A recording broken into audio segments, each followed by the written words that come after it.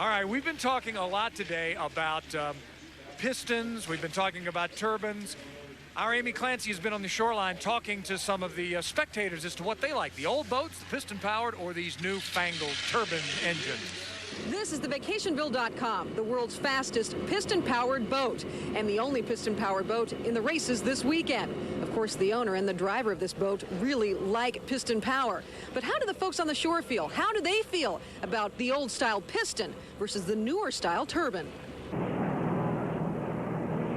The roar comes from the old piston-powered engines made from World War II-era fighter planes. The new sound comes from the newer turbine-powered engines, which usually make for a quicker boat and a quieter race. But according to fans, quieter does not always mean better. And I prefer the pistons. I mean, they sound better as far as I'm concerned. They were more competitive. The races were closer. Oh, I like the noise. Like the aircraft. Same. Great noise. Louder the better. But I like the noise of the piston boats, and one of my favorite parts of the day is when they race the old-time boats there and you hear that rumble. The man behind the competitive piston-powered boat says fans can relate to his engine. I already know the answer when you talk to fans. They're going to tell you they love this piston boat. Turbines whistle and they make a lot of irritating noises and they burn kerosene and nobody can relate to them. Nobody's got one in their car. But there are some turbine lovers out there. I like turbines and Budweiser. Why do you like the turbines? Faster, quieter. The faster for the main reason I like it. I like that little sound. Well, I love the turbines. I like the speed of the new boats, but I like the noise of the old boats. I'm really into the noise, and I love the roar and of the old piston boats. A lot of fans say the thing they like best about a piston-powered boat is the noise. But I talked with Mitch Evans, the guy who drives this boat, and he says he cannot hear a thing. That's because the cockpit is soundproof. Back to you guys. All right, Amy, interesting. Thank you. And there's, wow, the old Miss Budweiser. We're going to talk much more about these boats. The Pemco Classic is coming up in just a couple of minutes. Stay tuned. Mike, Chip, and a guest, very special guest, to bring that to you. Don't go away.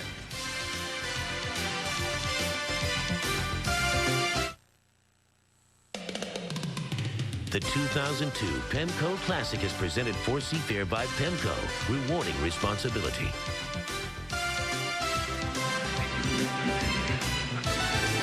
You talk about your piston power. We've got some of it right out there now on the race course. The sound of the ancients, if you will, but the sound of unlimited hydroplane racing that is traditional in Seattle. We have the Pemco Classic on the Ted Jones race course right now.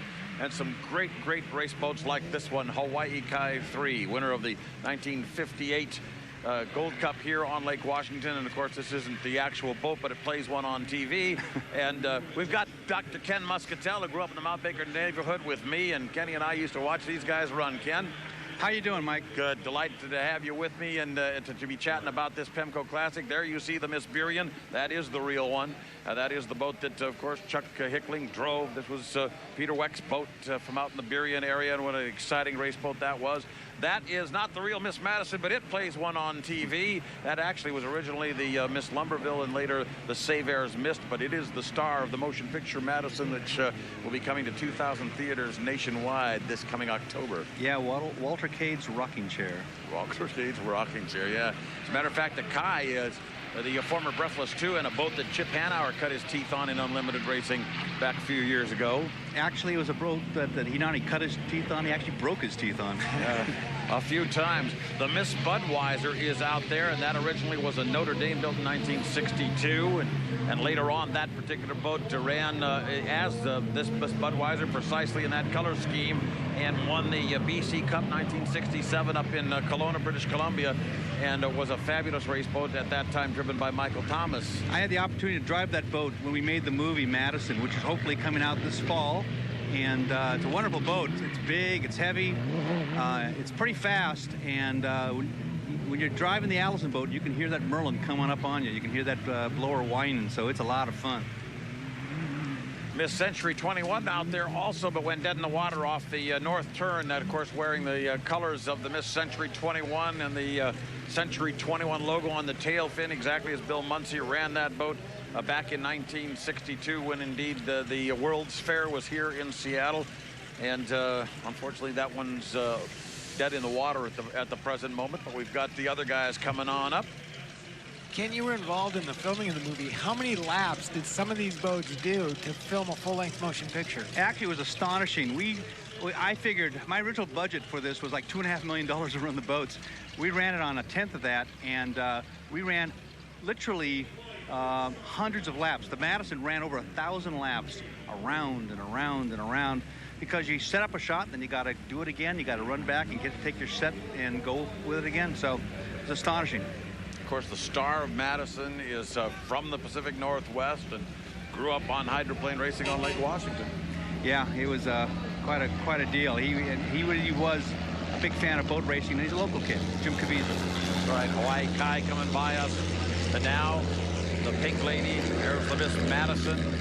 I believe that's David Williams at the wheel of the Miss Madison. Of course, the president of the Hydro and Raceboat Museum. Yeah, executive director. Executive director. Thank you for that correction. Here comes the Miss Bury, and this one was built by a bunch of kids who had a great experience putting race boats together.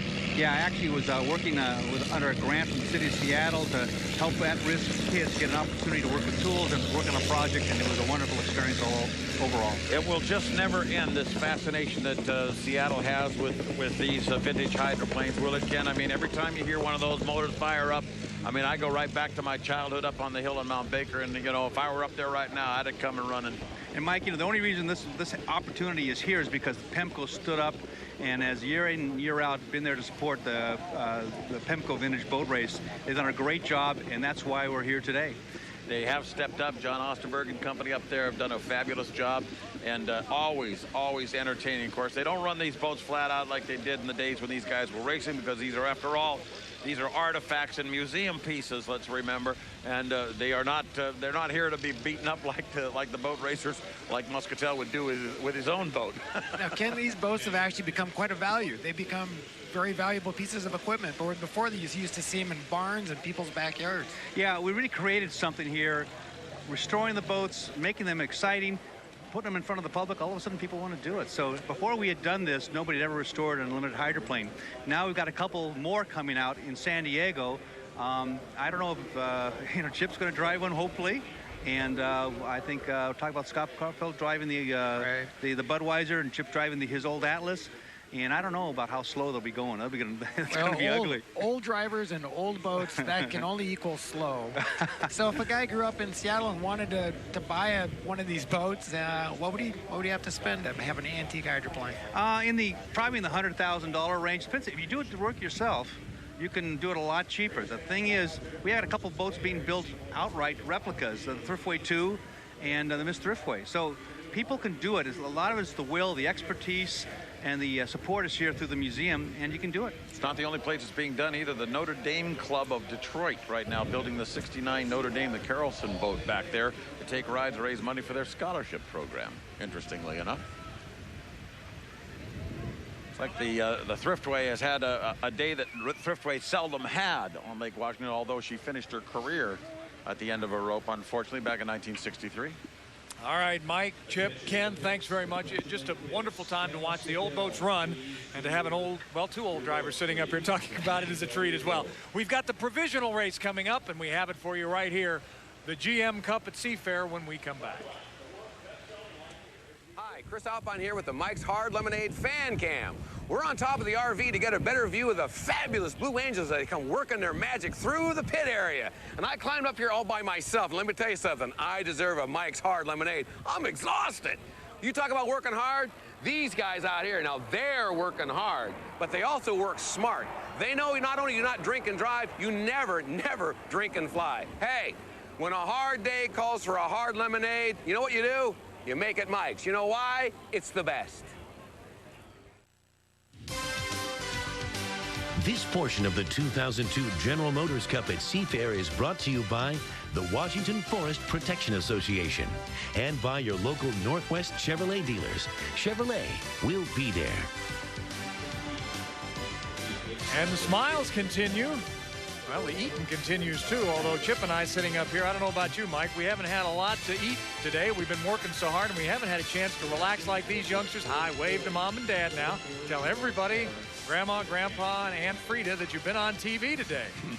as have almost all the other 250,000 or so folks along the shoreline. It has, though, turned out, gentlemen, to be a pretty grand day considering how ugly it was when it first started, Chip. You know what's really nice about this race? When you walk down the shoreline, nothing has changed in 30 years.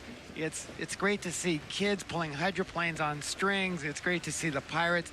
And I grew up, I'm a native of Seattle, third generation. I can't think of anything else in Seattle that has remained so untouched in so much Seattle. And it must be interesting to move here from another city and try and understand what all this is about and why such a fuss. But really very little has changed. Well, it really has, and that is probably a testament to some of the wonderful people who have been volunteers over the years. And as we talked about in our opening comments today, the tradition of Seafair has continued through parents and their kids, and now those kids, as they continue, like Mike Fitzsimmons did many years ago, to come over the hill when they heard the sound of the thunder boats on the water. Still a kid, too. By the way, just a little housekeeping. 3:50 now will be our provisional start with the Fairweather Masonry, the Grand Central Casino, and the Silver Dollar Casino. And here's why. They're towing the Thriftway back into the pit area after it had gone dead in the water and it blocked the course for a period of time. About the same time we were going to put boats out onto the water. So the Century 21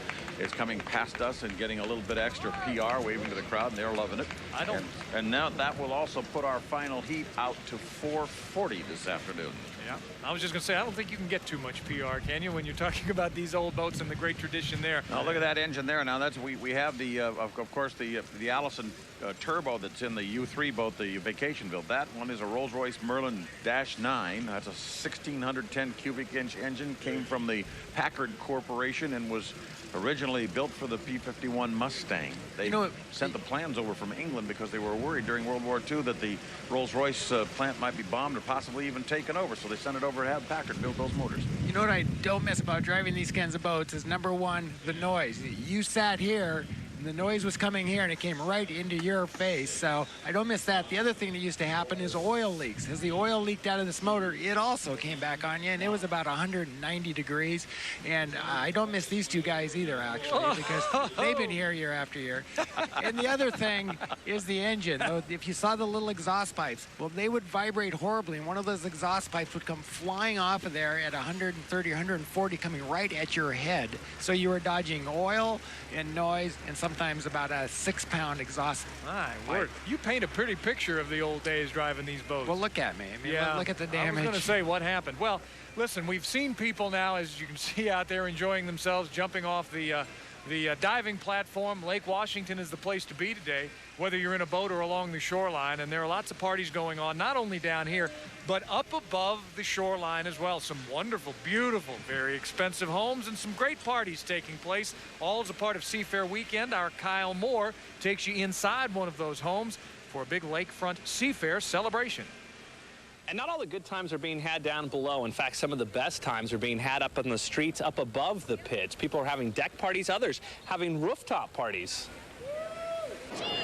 Posted high above the Stan Sayers pits, Rob and Christine Trickett's home is the perfect vantage point for the Blue Angels and the hydro races. In fact, that's why they bought the place.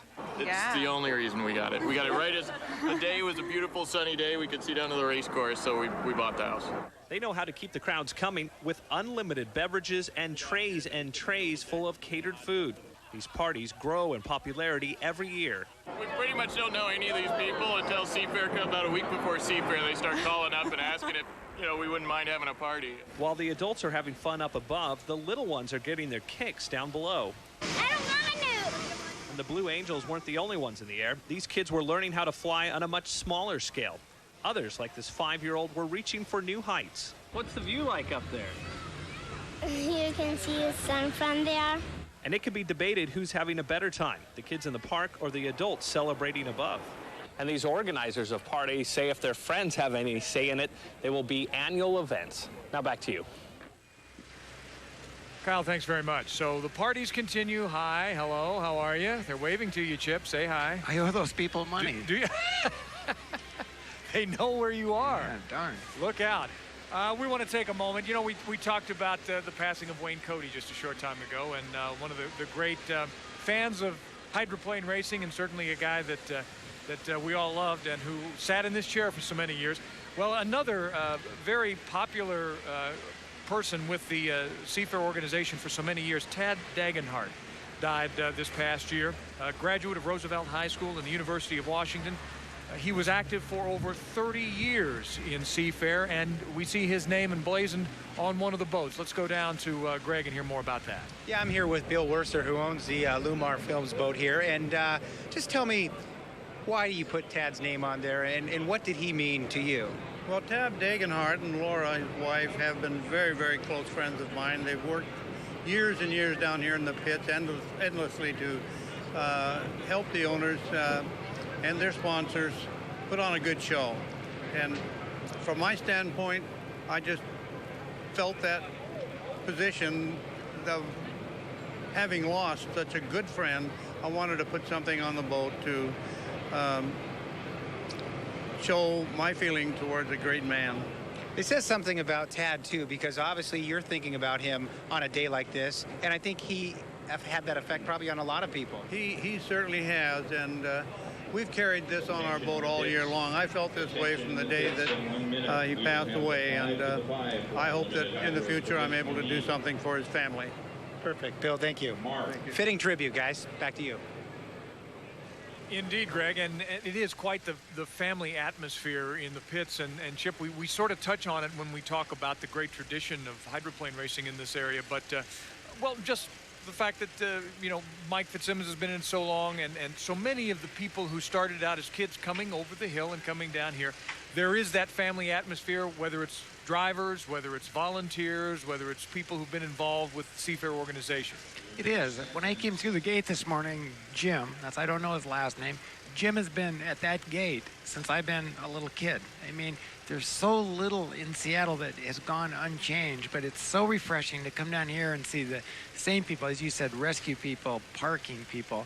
And it's almost like a small community. It's the last thing we have that feels like we're still a small town. Mike, we were talking as we were walking up here from the parking lot today about Lucille and her great tradition all these years with hydroplane racing. Well, Mike must have stepped away from his microphone for just a couple of minutes. Lucille is a woman who scored these hydroplanes from the start-finish line forever and ever. She still comes all the way from Spokane. I think she's almost 90 years old. I was just going to say, I think she's almost 90 is what we talked about. 90 years old, and this was not some short little walk. This was not they dropped us off. The big stars drop them off in front of the gate. We walked, you know, half a mile up from the parking lot, and Lucille was leading the way. And she was carrying you. Well, I want to be honest that about it. doesn't take much. I got winded running up the steps to do the Blue Angels here today. But again, and we go back to the fact that the kids are on the shoreline, and they'll be bringing their kids down here one day. You know, another thing the fans on the beach and watching television need to remember that these sponsors are what make this go on. And when you see these boats, you know, you need to really support these sponsors, and you need to tell them that you're buying a Lumar, you know, window covering because you like their involvement in racing. And, you know, whether it be Budweiser or Trend West in the vacation business, we got to support these people. Well, or that you're going to have some sausage or some pepperoni sticks. The Oberto people, and we've found out what the problem is with their boat. Let's check out the Oberto guys. Yeah, well, right now you're looking at a two-ear prop. It's supposed to have three, but you can see right here where it just is sheared off. It just shattered, and most likely came through here to the upright. Go ahead, Steve, our cameraman. You can get a shot of this right here, and probably blew right through there. Look at that. Oh, man. Oberto is done, and one guy who knows about that is Steve David, the driver. And Steve, what was going on? You knew right when it happened, didn't you? Yeah, the Oberto fun meter was pegged and then went to zero real quick, but Bud was running terrific. We were in the lead, and when that happens, it's instant vibration. You know, it's either prop or hot section of the engine, and unfortunately it was prop, and, you know, prop's $9,000 in strut. When this is all done, it's probably a good $50,000 fix. So we need everyone to go out there and buy a lot of Oberto beef jerky this week. Please buy a lot. The pepperoni kind, especially, or the peppered. Any kind that says Oberto or Lowry, just buy it, please. Well, you guys have had a real rough day. You start off, you work through the night trying to get the electrical stuff worked out. You get it worked out. You get in the water. You get to your heats, and then this happens. Yeah, the boat was running great. Guys were doing a great job, and we were really well set for the final. And I mean, we went from, you know, total adversity to really, really doing well. So, but we'll get it fixed, and the Oberto will be back for San Diego, and we'll run strong there and enjoy watching the final heat and see the guys race. Yeah, so you tow the boat back to Madison, and then you got a little bit of a work job here. We do. The guys will go back to Madison and get this thing fixed, but they're a great crew, and Alberto has been such a strong supporter for us that with their energy and help financially, we get this thing back together.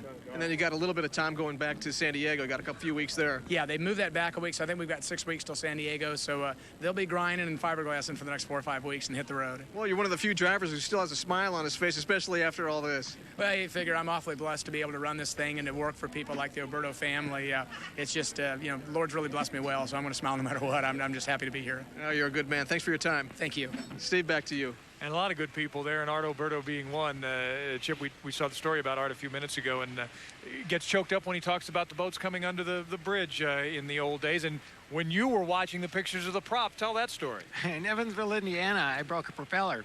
And just before I left for the evening to go home and have dinner, a guy walked up to me and he said, "I was in the stands. Did you lose something?" And I said, "No, I got everything." And he pulled out my propeller blade. It landed in the cheap seats in Evansville, Indiana. In San Diego, somebody caught a turbine blade when they used to spin the turbines much faster than they do now. Turbine came apart. He brought it home, too. Good heavens. So bring your glove. Yeah, that one bounced around the parking lot and did a few cars in, too, before he picked it up. Bring your baseball glove. Be very careful when you come to the boat races, but bring your appetite, too. There's lots of food along the shoreline. There's lots of fun to go around. The provisional is coming up, but we've got lots of boat racing yet to go today. The championship, the General Motors Cup, still to come. Now, Shell presents this driver profile. He started driving on the unlimited circuit only 2 years ago. Last year, he claimed his first victory in the Tri-Cities. Today on Lake Washington, he's looking for his second career win. Hi, my name's Terry Troxel, commonly known as Troxella to my race fans. I drive the U99. I drive race boats because they're really fast. 200 miles an hour is a great thrill. Watch me race next, right here on KIRO. Well, here's all you have to know about the provisional heat, and that is it's the last chance for somebody to make the finals. Although I don't know that it's going to be a walk in the park regardless. You go in as the trailer in the championship race. It is going to be the last chance. That's why they call it the provisional heat. The 2002 General Motors Cup at Seafair Provisional Heat is brought to you by Shell. Shell goes further to keep your engine running clean. And a clean engine is a better performing engine. Shell, waves of change. And presented for Seafair by GMC. We are professional grade. Well, take a look. There are only 3 boats in this provisional. The Fairweather Masonry is on the inside. Troxilla, you just met him a moment ago at the controls. Alberto is out, that broken prop we heard from Steve David. So the Grand Central moves in, the casino boat Mike Weber, and then the Silver Dollar Casino with Ken Muscatel at the controls in the outside lane. We've still got a little more than 2 minutes to go before we get this one underway. And let's begin by talking about these boats. Mike, let's start with you. Again, this is no cakewalk for anybody, but Fairweather, they'd like to be in the final, I would expect. And there are times when provisionals can be very, very interesting heats. Yes, they'd certainly like to get into the final, and Mr. Troxel is a strong driver, as we saw in his previous heat. And with a little bit of luck, he may make it into the final. He's going to have to race another Leland boat in this one, however. It's interesting because the Grand Central boat has had a very up and down day. Mike Weber, again, saying earlier that the conditions were just almost undrivable. A 5th place finish in the second heat. It did not finish in the did not start in a couple of others, Chip. Well, if he thinks it was undrivable when he was in the front line, if he wins this and makes it to the final, he has to start behind everybody. He's really going to think it's ugly. Yeah, driving around in a lot of slop back there behind the fast boats. And finally, Dr. Ken Muscatel in the Silver Dollar. You got to admire this guy. He's worked so hard to get this boat ready after going to pieces a week ago. That boat not even drivable. And that's the other Leland boat, of course, and you're absolutely right. He completely destroyed his other boat over in Tri-Cities while running 5th at the time after the front runners had already finished the heat. So he is back in it again with a borrowed hull. And this arguably is the best hull he's ever had to drive, but it's not as well equipped as it could be for a real speed trip. So look for the class of this one to be the Fairweather and the Grand Central together. And that should be and could be very, very interesting because these guys got nothing to lose to go racing now. Chip, just a thought, too. 1 week ago, Ken Muscatel goes over. Is he still thinking about that? You know, I've never been able to understand Ken's motivation, actually. You know, he's a very successful psychologist. He's never really been in a position to win, but he keeps coming back. But I sense he's starting to wear out a little bit. Yeah. Which is another way of saying he isn't thinking about it at all, you know? Right. All right, they arc into the corner here. The two green boats of similar color, of course. One is still, and the other a former Leland hull. These were the Zenetics boats a year ago. They're both 1 and 2. So they square up all right, come down to the start-finish line. The yellow boat in the center is Mike Weber. They're going to be all right on the start. In fact, they're a tad late across the line. It's a perfectly legal start. Weber and Troxel blocking now as they come down into the lower corner for the first time. Troxel getting a good arc. Weber leaving him plenty of room. And it appears as though Muscatel is already pretty much out of it. As they come out of the corner now, it is Troxel on the inside, Weber on the outside. And the water is, as water goes today, reasonably decent. It is, and they're racing for pride now, and they're also, you know, trying to represent their sponsor. They may not want to be in the, you know, back in the front line, but they still get their sponsor's name out there. But this is a good boat race. It is a good boat race. The Grand Central Casino, the yellow and blue boat, hails actually from Las Vegas, is sponsored by that new casino down in Tukwila. And Troxzilla, the driver of the Fairweather Masonry, is putting on a good show from the inside. They're going to be side by side as they come down to end lap number 1, just by a nose, now by a boat length. Mike Weber pulls out ahead of the Grand Central Casino. Plenty of space between them. As you can see, they're going to drive it absolutely clean. Now, the next time we get a front-end shot like we just had there, remember when we looked at the Elam, how much air was under the boat? When these boats come back down that straightaway, look underneath of them, there's not as much air. That's because they're not going as fast. They're not getting the boat up in the air and free of the drag of the water. A little acceleration off that corner now to the midpoint of the back chute is the Grand Central Casino. Mike Weber, his brother Mark was driving for this team for a while, got himself a new marina back in Detroit, and has retired from hydroplane racing for the time being. Some say that Mike is actually the better of the racers of that Weber family. They come from a long line of racers. Now look how dark it is under the boat. And if you remember back to the Elam, there was a lot of light. You could see the propeller spinning, but look how dark it is under there, both those boats. They need to get more air under the boat to go faster. More air, less drag, the faster you go. And it is Weber across the line, still in the lead, but this is a precarious lead indeed. As the green boat there, as Mr. Troxel comes into that corner. Plenty of room for him. He has the shorter distance around the race course and is keeping his boat speed up through the arc. Both these boats look good. You know, it's sad that they're not going to be on the front line, because right now both these boats seem to be performing reasonably well. What kind of lap times do they have? Well, the speeds are not bad. In fact, 138 for that first lap is right up there with some of the best we've seen all day when the rougher water existed. 137, 136.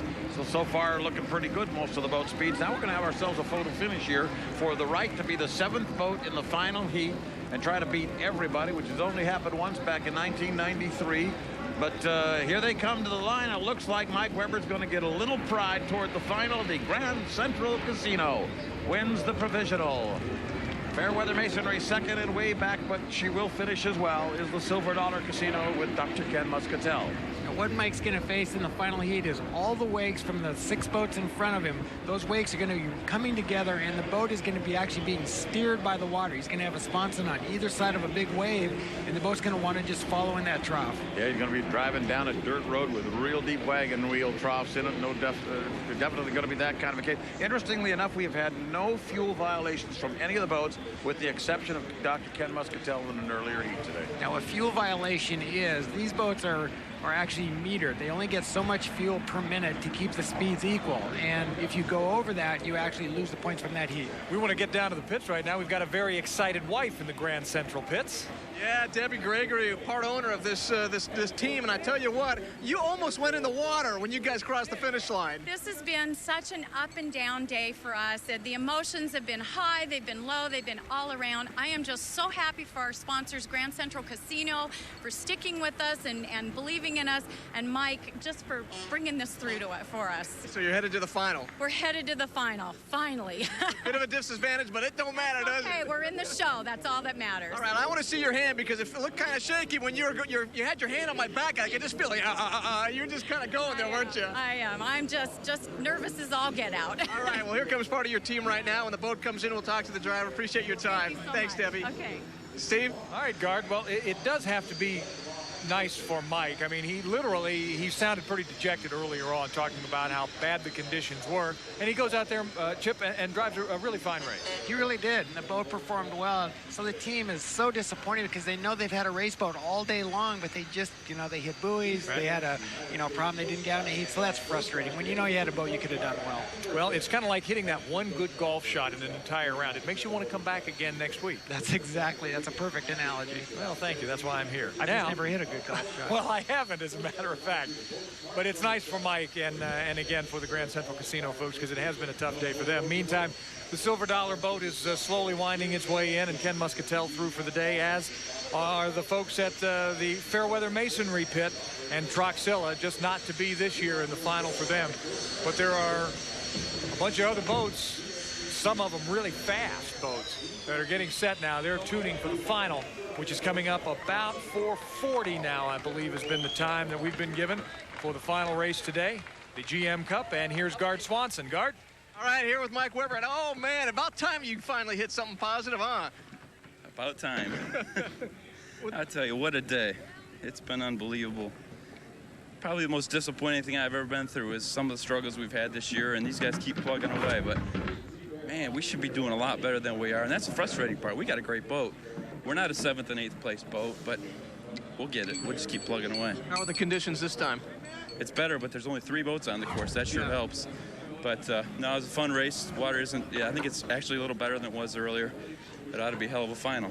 Now you're going into the final, but you got a bit of a disadvantage, but it doesn't matter, does it? We talked to Debbie, and she's just very excited that you're there. Yeah, just getting there. You got to get there to win, so we'll take it any way we can get it. All right, congratulations, and do well in the final. We'll give it all we got. All Thanks. right, thank you very much. Steve. All right, Gard, now over to the Troxilla camp in Greg, England. Yes, it's a family thing, right? It's your brother-in-law that beat you out there. Yeah, well, I beat him a couple of weeks ago, so I guess we're even now. Yeah, Mike's a great competitor. It was that was a great heat. I hope everybody enjoyed it as much as we did. The Fairweather Masonry boat is just, we finally got it where we need it, and here we're not quite in the final, Right. So I'm going to watch the final from up on top of our truck, and I think it's going to be really good, so be ready. It's been a great season for you, really. 3 second-place finishes this year, and now your racing buddy, your racing partner, Greg, is moving on, so I'm sure you'll be rooting with him, and some of your guys will probably be helping out in that crew. Yeah, I'll be helping with all the planning that has to go with that. Keep that Budweiser Elam back. Is that what it is? That's it. All right. We've got the story on what Greg Hott plans to do. Terry, thank you very much. All right, guys, we'll send it back. And here is your unofficial finish, the unofficial standings now for the provisional race, the last chance race, the chance to be the trailer in the final. Tough duty, but somebody's got to do it, and the person who's going to do it is Mike Weber in the Grand Central Casino, who is the unofficial winner here. Fairweather, Masonry, and then the Silver Dollar Casino. This was your provisional heat. The 2002 General Motors Cup at Seafair Provisional Heat has been brought to you by Shell. Shell goes further to keep your engine running clean. And a clean engine is a better performing engine. Shell, waves of change. Well, you're looking at the final tune-ups now in the Bud Camp, and all of the finalists, all of those racing for the General Motors Cup, going through the very same thing right now. Actually, 4:40 is your final. We'll be back with lots more racing, lots more to talk about on the shores of Lake Washington right after this.